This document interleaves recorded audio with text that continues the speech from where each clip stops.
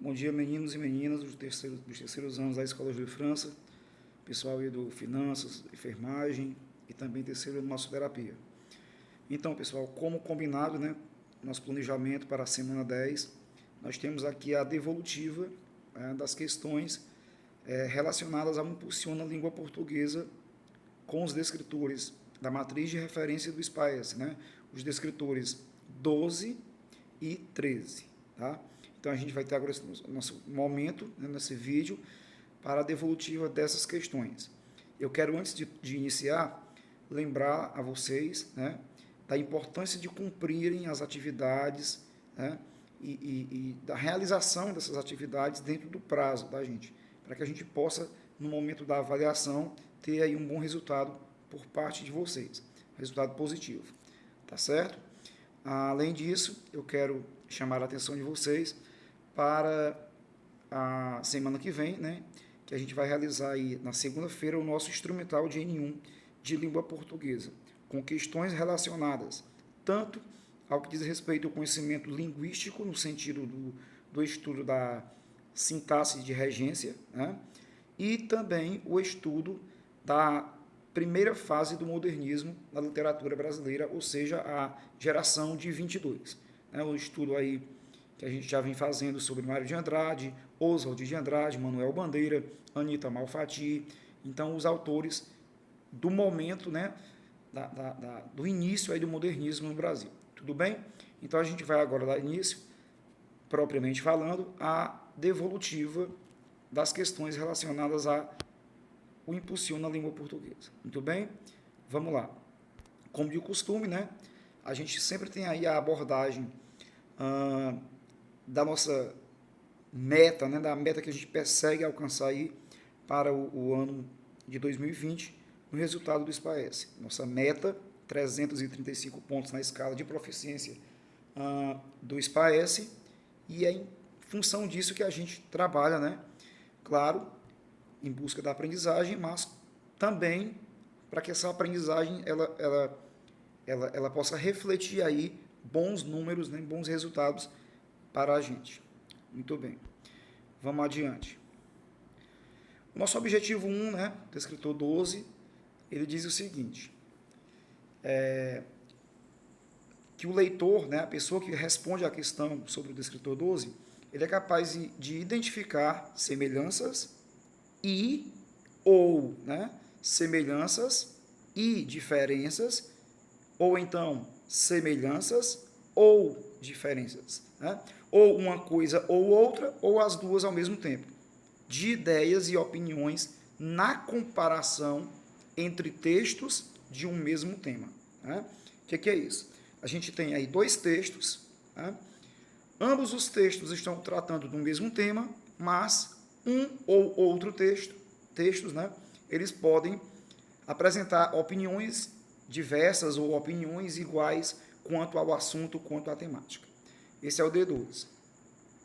O descritor de número 13, que é muito parecido com este, né, ele vem aí mostrar a habilidade de reconhecer diferentes formas de tratar uma informação na comparação de texto de um mesmo tema.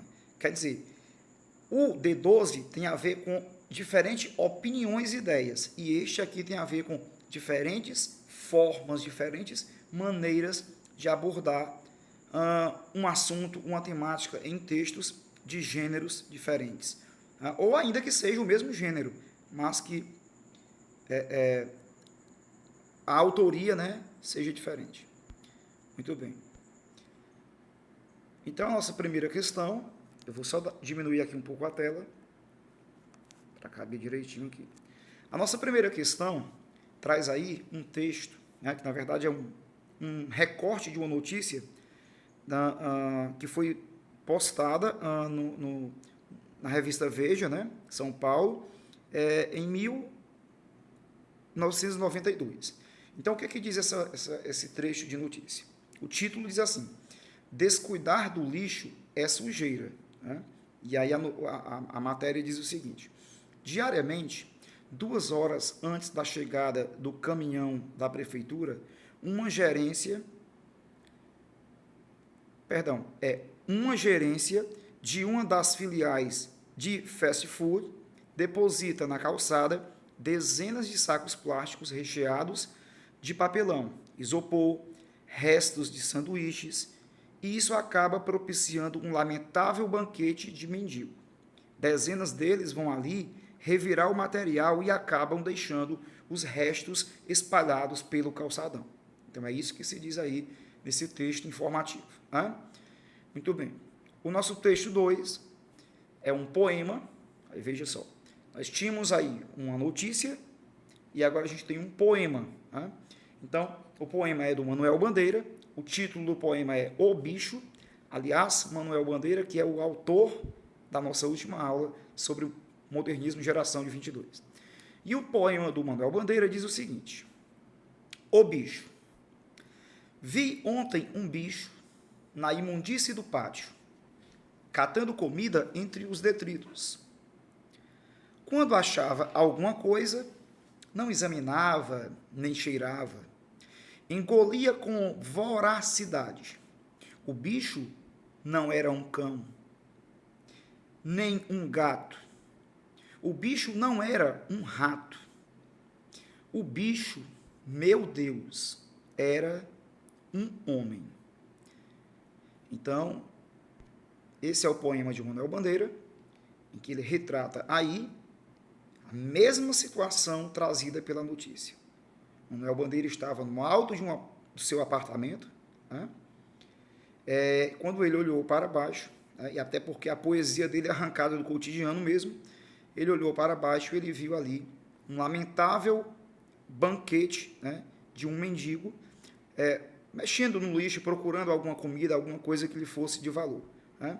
Então, Manuel Bandeira deu por escrever este poema e o intitulou como O Bicho, que nos traz aí a leitura, que nos traz a reflexão e a criticidade de entender que bicho é esse, né? E, sobretudo, quando ele, o Manuel Bandeira, nos apresenta esse bicho através de negativas, o que provoca dentro do poema um efeito de suspense, né, de mistério. Né? O bicho não era isso, o bicho não era aquilo, e ele arremata na definição de que bicho ele está falando. O bicho, meu Deus, olha o apelo, né? Meu Deus, não pode acontecer isso, né? Era um homem. Muito bem. Então, a nossa questão diz o seguinte: a partir da leitura dos dois textos, e aqui nós sempre vamos trabalhar com dois textos, claro, né? D12 e D13. Então, a partir da leitura dos dois textos, percebe-se que eles se assemelham quanto? Então, o próprio comando da questão já diz que esses dois textos se assemelham, eles são iguais, né? Quanto a quê? Quanto ao gênero? Quanto à abordagem da linguagem? Vamos saber aqui. O que nos dizem aqui as alternativas? A alternativa A diz o seguinte, que esses dois textos se assemelham quanto ao conteúdo, ou seja, o assunto, a temática. A alternativa B diz que eles se assemelham quanto à natureza poética da linguagem empregada. A natureza poética da linguagem empregada. A gente sabe que o primeiro texto era uma notícia e que o segundo texto é um poema. Provavelmente, com certeza, né? Aliás, a natureza poética da linguagem empregada não estará presente nos dois textos, e apenas no segundo texto. A alternativa C nos diz que eles se assemelham quanto ao gênero textual a que pertencem. Quer dizer, os dois textos são notícia? Os dois textos são poema? A gente sabe que não. Né? A alternativa D diz o seguinte, que eles, os dois textos, se assemelham quanto à finalidade, ou seja, o propósito comunicativo, né? A intenção, a finalidade, o seu objetivo. Será se o objetivo do texto 1, notícia, e do texto 2, poema, são os mesmos objetivos? Eles têm aí a mesma função social, a mesma finalidade, o mesmo propósito comunicativo? A alternativa E diz o seguinte, que eles se assemelham ao meio de circulação pelo qual são apresentados. O que é isso, meio de circulação? Redes sociais, jornais, revistas, televisão, jornal impresso, jornal televisionado. Então, qual é o suporte que carrega, que movimenta esse gênero textual, né? Que faz com que ele chegue até o leitor? A notícia, nós sabemos quais são aí o principal suporte que a leva, que é o jornal. E o poema? O poema, em geral, né, em essência, é trazido pelo jornal? A gente sabe que não. O poema é trazido pelo livro, pela autoria, né, de um livro, de um autor, de um poeta. Né? E, claro, este poema, uma vez tendo-se, né, trazido dentro do livro, criado pelo poeta, ele pode também ganhar aí novos suportes, como a internet, né, um site, qualquer coisa do tipo. Mas, originariamente, ele vem de um livro. Né? Então, muito bem, vamos à resposta.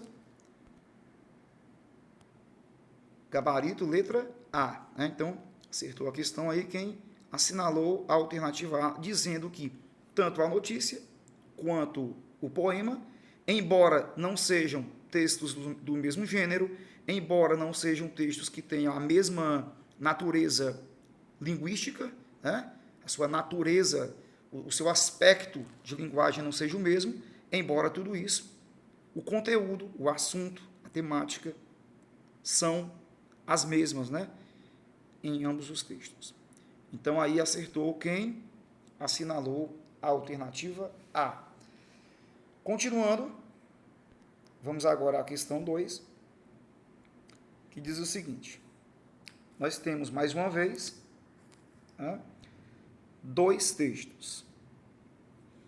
O texto 1, nós temos aí uma chart, né, em que nós temos a presença de um médico e de um paciente, e o paciente diz o seguinte ao médico: doutor, tô com falta de ar. E ele põe reticências dizendo que, além da falta de ar, ele deve ter um outro problema, né? Enfim, ele diz: doutor, estou com falta de ar. E o médico diz: só? Pois esse hospital está com falta de leito, falta de médico, falta de medicamento, falta de verba, e continua com reticências, o que indica que nesse hospital faltam tantas coisas essenciais a um hospital. Né? Então, é um texto, como nós sabemos, irônico, crítico, né? Que é aí a charge. Vamos ao texto 2. O texto 2, que também é um texto misto, né? Linguagem verbal e não verbal, é um cartaz, né? Um cartaz aí que tem uma campanha comunitária, né? Uma campanha em prol aí da saúde, na questão da vacinação. Né? E o cartaz diz o seguinte: ele tem aí a presença de várias crianças, né? E a personagem, né, criada pela publicidade, o Zé Gotinha aí, a imagem da gotinha que representa a ideia da vacina. Né? Então, muito bem. O que diz o texto verbal do cartaz? O seu filho quer 2 gotinhas da sua atenção. Né? Então, somada essa informação, a informação não verbal, que é a presença das crianças, nós ainda temos uma informação inferior no cartaz, que diz assim: 10 de junho, vacine seu filho menor de 5 anos contra a paralisia infantil. Esse é um cartaz aí do Ministério da Saúde, tá aí a logomarca do Ministério da Saúde, né, que em um determinado tempo, né, na periodicidade da questão aí da vacina, essas campanhas comunitárias através de panfletos, de cartazes, né, de propagandas, que fazem com que as pessoas se sensibilizem, os pais, as mães, de levar o seu filho à vacinação.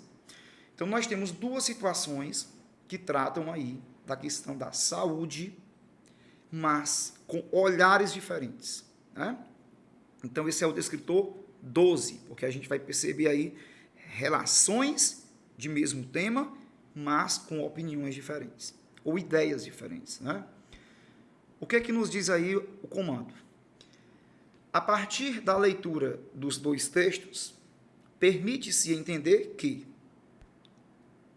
letra A, ambos, ou seja, os 2 textos, têm como objetivo criticar a saúde pública. Os 2 textos fazem isso. essa ideia de criticidade está presente tanto na charge quanto no cartaz? Vocês têm que avaliar isso. Tá? Alternativa B.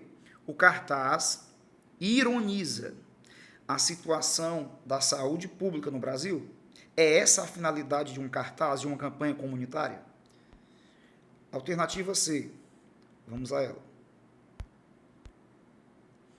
O cartoon critica de forma irônica a precariedade da saúde pública.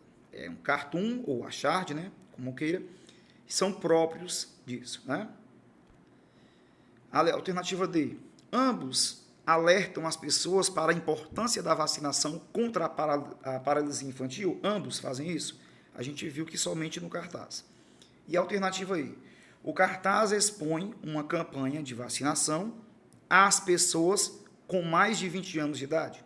A gente viu lá que não, que são crianças menores que 5 anos de idade. Então, a informação plausível aí não pode ser outra senão a alternativa C.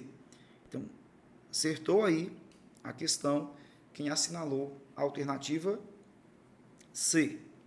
Então, vamos adiante. É importante que vocês, pessoal, ao assistirem ao vídeo, tomem nota de tudo que vocês considerarem importante do que eu estou falando. Né? Muitas vezes eu falo aqui de natureza de linguagem, eu falo de concepção de gênero, né? De nível de linguagem, de formalidade, de informalidade, das características que são comuns a um determinado gênero, das características que são comuns a um outro gênero. Então, tudo isso vocês têm que levar em conta que isso é importante e que vocês precisam tomar nota disso, porque quando vocês forem responder provas externas, avaliações externas, sobretudo lá a prova do Enem, do SPAES, do SAEB, vocês vão precisar muito dessas informações. Né? Vamos adiante. A nossa questão 3 agora, leia os textos abaixo. A gente vai ter aqui agora 2 poemas. Um de Joaquim Manuel de Macedo e o outro poema de Manuel Bandeira. Manuel Bandeira, mais uma vez, presente aqui na nossa discussão, na nossa aula. O texto 1 diz o seguinte, Joaquim Manuel de Macedo, né? Autor do Romantismo. Mulher, irmã, escute-me. Não ames. Quando a teus pés um homem tenro e curvo jurar amor, chorar pranto de sangue, não creias. Não creias não, mulher. Ele te engana. As lágrimas são gotas da mentira e o juramento, o manto da perfídia. Quer dizer, Joaquim Manuel de Macedo está alertando a mulher, seja a irmã dele, a amiga dele, né? Para que esta mulher não acredite no que os homens dizem. Né? Então, enfim. Texto 2. Teresa. Engraçado, né? Lá no Joaquim Manuel de Macedo, ele usa o termo mulher. Já no texto do Manuel Bandeira, ele usa o próprio nome que individualiza, que particulariza a ideia de uma pessoa, né? Teresa. Por quê? A linguagem modernista, né, mais abrasileirizada, mais próxima do cotidiano, né? Então, olha só, vamos perceber a intertextualidade com que Manuel Bandeira cria o seu texto em relação a Joaquim Manuel de Macedo. Vamos lá, a leitura integral agora. Teresa, se algum sujeito bancar o sentimental em cima de você, uma linguagem muito própria, próxima da oralidade, até, eu diria até gíria, né? Bancar o sentimental, né? E te jurar uma paixão do tamanho de um bonde, se ele chorar, se ele ajoelhar, se ele se rasgar todo, não acredite não, Teresa. É lágrima de cinema, é tapiação, cai fora. Quer dizer, a linguagem do Manuel Bandeira, assim como o foi a linguagem de Oswald de Andrade, de Mário de Andrade, uma linguagem, uma poesia construída tendo como base o próprio elemento cotidiano. Então, o jeito de falar brasileiro, aí no século XX, né, a partir da segunda década do século XX.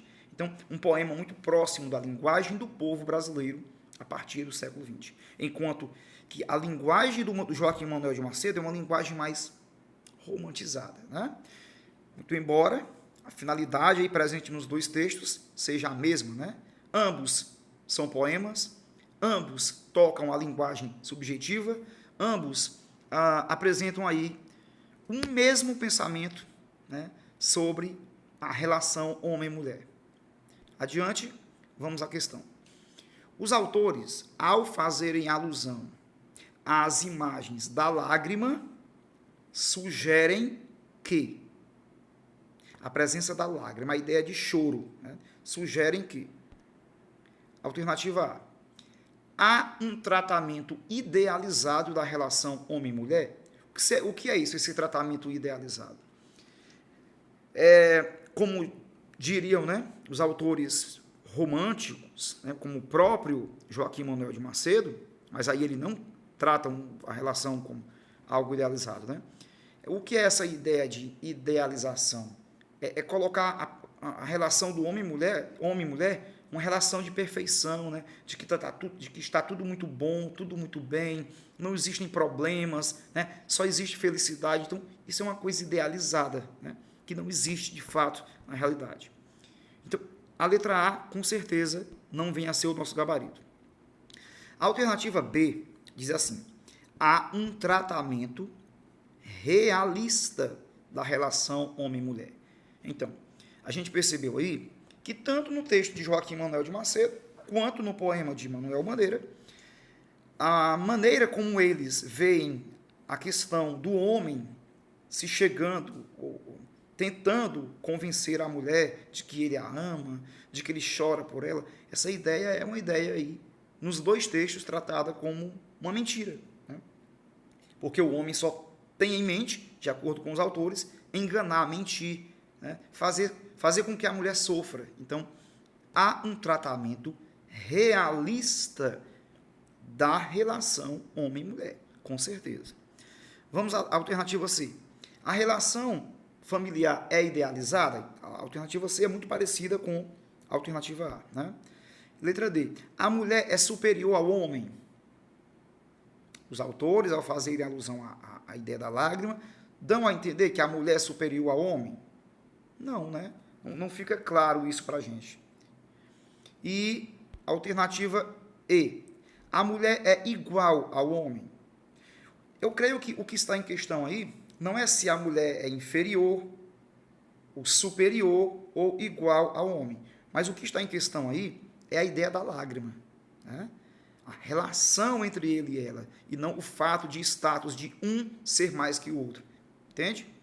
Então, o nosso gabarito só pode ser aí a alternativa B, né? Muito bem. Acertou aí quem assinalou a alternativa B. Vamos agora, pessoal, à nossa quarta e última questão.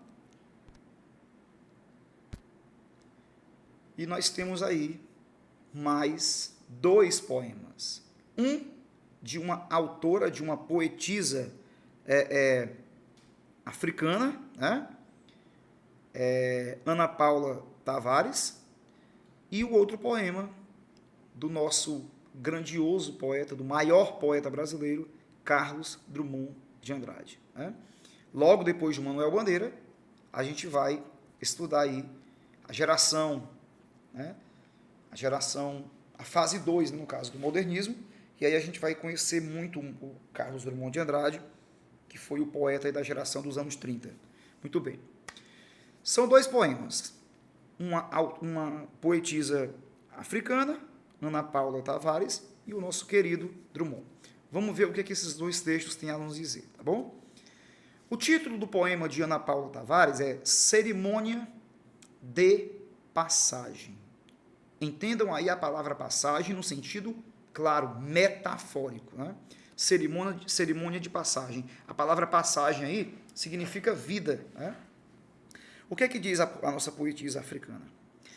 A zebra feriu-se na pedra. A pedra produziu lume. A rapariga provou o sangue. O sangue deu fruto. A mulher semeou o campo amadureceu o vinho. O homem bebeu o vinho. O vinho cresceu o canto. O velho começou o círculo fechou o princípio. A zebra feriu-se na pedra. A pedra produziu lume. Quer dizer, esse poema é um poema muito esteticamente bem resolvido, bem elaborado, né? E ele aborda a temática da cerimônia de passagem, ou seja, né, as diferentes etapas, né, mudanças, variações na vida da pessoa, né, sobretudo da mulher, do homem, do idoso, né? A ideia de círculo, né, que inicia-se um círculo e quando ele termina, uns morrem, outros continuam, e mais o ciclo da vida continua, a passagem que representa aí a vida, né? Muito bem. O poema de Drummond, que diz cidadezinha qualquer, e é claro que ele se refere a tantas cidades parecidas como Itabira, no interior de Minas Gerais, onde ele nasceu, o poema Cidadezinha Qualquer diz assim: casas entre bananeiras, mulheres entre laranjeiras, pomar, amor, cantar. Um homem vai devagar, um cachorro vai devagar, um burro vai devagar. Devagar, as janelas olham. Eita vida besta, meu Deus. Quer dizer, o poema de Drummond, assim como o poema Cerimônia de Passagem, aborda a ideia aí da vida. Mas, no poema de Ana Paula Tavares, nós temos uma ideia das transformações, das etapas da vida, né? Já no poema de Drummond, nós temos a ideia da simplicidade da vida, de viver na monotonia, na repetição, né, naquele contexto de cidade interiorana. Muito bem. Vamos à nossa questão e última, né? A respeito dos dois textos acima, depreende-se que eles se associam quanto à abordagem da temática. Temática. As transições, as passagens, né? As mudanças da vida, no texto 1. Texto 2, a simplicidade da vida. Repare que não é exatamente, né, a mesma temática. O assunto é vida, mas a temática, em especial, particularizada, não é a mesma. Alternativa B. Eles se assemelham quanto à natureza subjetiva, metafórica, rica de significados, né, pessoal de cada autor, ou seja, a natureza subjetiva da linguagem empregada. Quer dizer, o texto 1 está construído aí no linguagem subjetiva, o texto 2 também foi construído em linguagem subjetiva? Claro que sim, né? Com certeza será o nosso gabarito. Continuando, alternativa C. Eles se diferem quanto à natureza da linguagem empregada?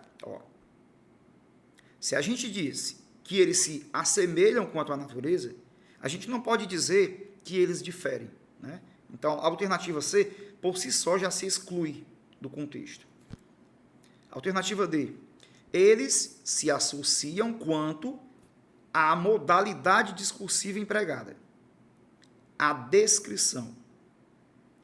A gente percebe que o texto 1 tem uma propriedade mais narrativa, enquanto o texto 2, uma propriedade mais descritiva, né? Um poema quase nominal, em que o Drummond raramente usa verbos, né? Muito bem. E alternativa E, eles se dissociam, ou seja, diferem, quanto ao gênero textual a que pertencem. Então, essa palavra dissociam é a mesma coisa que eles são diferentes, né? Os gêneros são diferentes. O texto de Ana Paula Tavares e o texto de Drummond são gêneros diferentes? Claro que não. Ambos são poemas, escritos por autores diferentes, mas são, sim, poemas, né? Muito bem. Então, pessoal, aqui a gente finaliza. Alternativa B, quem assinalou o gabarito. A gente finaliza aqui a nossa devolutiva. Eu espero que vocês tenham entendido, que o vídeo tenha sido bem claro, né, e coerente para vocês. Então é isso. Eu desejo a todos muita saúde, que a gente possa voltar ao novo normal, né, mas que a gente possa voltar a nos ver, né, e a termos as nossas aulas presenciais, tá bom? Bons estudos a todos, uma ótima semana a todos, tá? E não esqueçam, segunda-feira, o nosso instrumental DN1, tudo bem? Tchau, um abraço.